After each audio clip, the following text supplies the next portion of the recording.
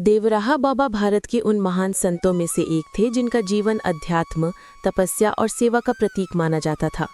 उनका जन्म उत्तर प्रदेश के देवरिया जिले के निकट स्थित एक गांव में हुआ था।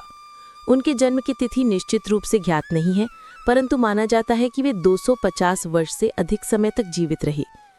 बाबा गंगा नदी के किनारे एक ऊंचे लकड़ी के मंच पर रहते थे और उन्हें गंगा तट के योगी के नाम से भी जाना जाता था। देवराहा बाबा का कोई परिवार नहीं था। उन्होंने सांसारिक जीवन त्याग कर संन्यास धारण किया और अपना पूरा जीवन मानवता की सेवा में समर्पित कर दिया। वे साधारण वस्त्र धारण करते थे, अधिकतर निर्वस्त्र रहते थे और केवल एक खाट या मंच पर ही बैठते थे। उनके पास आने वाले हर व्यक्ति, चाहे अमीर हो या गरीब, राजा हो या आमजन, को वे समान दृष्टि से देखते थे। देवराहा बाबा के भक्तों में अनेक बड़े नेता और प्रसिद्ध हस्तियां शामिल थीं, जैसे पंडित जवाहरलाल नेहरू, इंदिरा गांधी, राजीव गांधी, लाल बहादुर शास्त्री, मुलायम सिंह यादव, अटल बिहारी वाजपेयी और कई विदेशी व्यक्ति भी। वे सभी बाबा का आशीर्वाद लेने आते थे। कहा जाता है कि बाबा केवल एक नज़र या आशीर्वचन से ही लोगों की समस्याएं दूर कर देते थे। बाबा का जीवन पूर्ण रूप से सात्विक और योगमय था।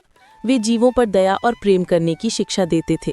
उनका कहना था कि हर प्राणी में भगवान बसते हैं, इसलिए सबका सम्मान करो।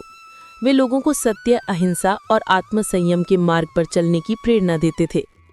देवराहा बाबा का निवास स्थान मथुरा, उत्तर प्रदेश के देवराहा घाट पर था, जहां उन्होंने अनेक वर्षों तक तपस्या की। वे भक्तों को गंगा जल का महत्व बताते थे और कहते थे कि गंगा माँ के जल से आत्मा पवित्र होती है।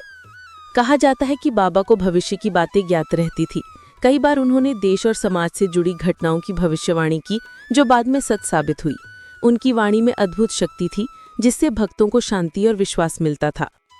देवराहा बाबा का देहांत 19 जून 1990 को हुआ, लेकिन उनके अनुयायियों का मानना है कि वे आज भी अपने भक्तों पर कृपा बनाए हुए हैं। उनके नाम से आज भी कई आश्रम, मंदिर और सेवा केंद्र चल रहे हैं। देवराहा बाबा का जीवन ये संदेश देता है कि सच्चा योगी वही है जो अपना जीवन दूसरों की भलाई के लिए समर्पित कर दे। उन्होंने सिखाया कि धर्म का असली अर्थ है प्रेम, दया और सेवा।